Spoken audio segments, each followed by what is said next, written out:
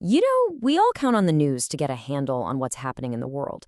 But what happens when the news isn't just about the facts? What if its real job is to make you feel something? Angry, scared, maybe even outraged? Well, that's the world of yellow journalism. And today, we're going to peel back the layers on its surprisingly complicated and, frankly, dangerous history. So let's just dive right in. Have you ever actually heard the term yellow journalism? I bet you have some idea of what it is. Sensational headlines, maybe something to do with fake news. But its real story, it's so much more complex than that.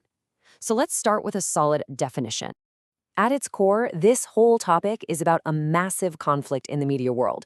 The duty to report the truth versus the, let's be honest, huge temptation to just grab your attention. So what exactly is yellow journalism? Okay. Simply put, yellow journalism is all about putting sensationalism before the facts. It's those screaming headlines you see, the stories that are blown way out of proportion, the kind of language that's specifically designed to get a big emotional reaction out of you. The goal isn't really accuracy, it's getting you to click, to buy the paper, or to stick around for the next segment. It's basically news as entertainment. But here is where the story takes a really unexpected turn. Before, the style of journalism was a tool for clicks and ratings, these exact same techniques were used for something totally different: revolution. Yeah, in colonial India, it was actually a weapon for freedom. See, back in the struggle for independence, newspapers weren't just about information. They were serious political tools. Their whole mission wasn't to be neutral. It was to light a fire, to create a sense of national identity, and to unite this incredibly diverse population against a common ruler.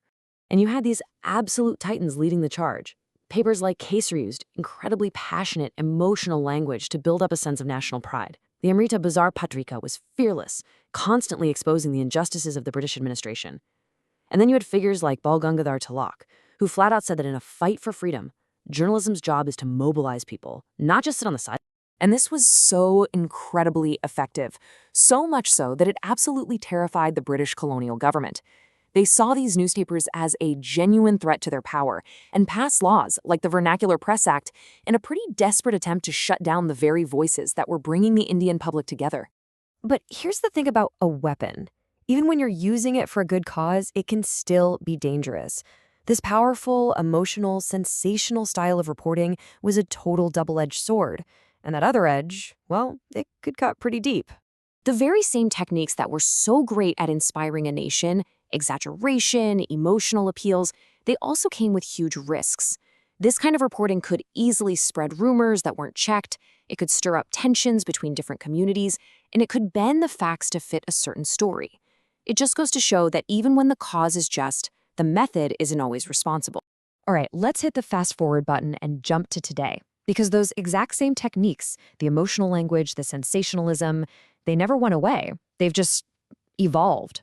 And in today's media world, they're often used for a very, very different reason.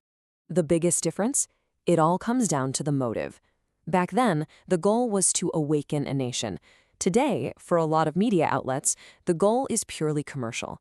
The focus has shifted from serving the public to chasing television rating points, TRPs, getting clicks, amassing views, and that endless, exhausting race to go viral. And this has created a kind of modern playbook for how to do sensationalism. It all starts with breaking news that gets blasted out before anyone's had a chance to really check the facts. Then it moves on to trial by media, where people's reputations are torn apart on primetime, way before a court has said anything. And of course, it all runs on the fuel of clickbait headlines, shocking, scandalous stories designed for just one thing: to make you react. So, what's the big deal? I mean, really, why does this matter? Well, it matters because the impact of all this goes way beyond our phone screens or our TVs. It has very real, very profound consequences for how our society and our democracy actually works. Think about it. When sensationalism becomes the norm, public opinion is way easier to manipulate. Our trust in all media, even the good, responsible outlets, starts to crumble. This just pours gasoline on social and political polarization, shoving us further into our own little bubbles. And at the end of the day, democracy itself gets weaker when our public conversations are just a shouting match of outrage instead of a debate based on actual verifiable facts. But, and this is so important to remember, this isn't the whole story. It's not all doom and gloom.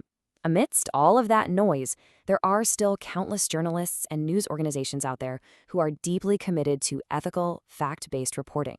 They're fighting the good fight every single day, often swimming against the current to hold up the ideals of truth and accountability. So as we wrap this up, what we see is this incredible, almost contradictory story. The exact same style of journalism has played two completely opposite roles. Once, it was a celebrated weapon of freedom, and now, far too often, it's become a tool for manipulation and division. And that really gets to the heart of the matter, doesn't it? The real, lasting power of journalism isn't about being the loudest voice in the room or having the most shocking headline. It's found in the much, much harder work of being responsible and of never giving up on the pursuit of truth.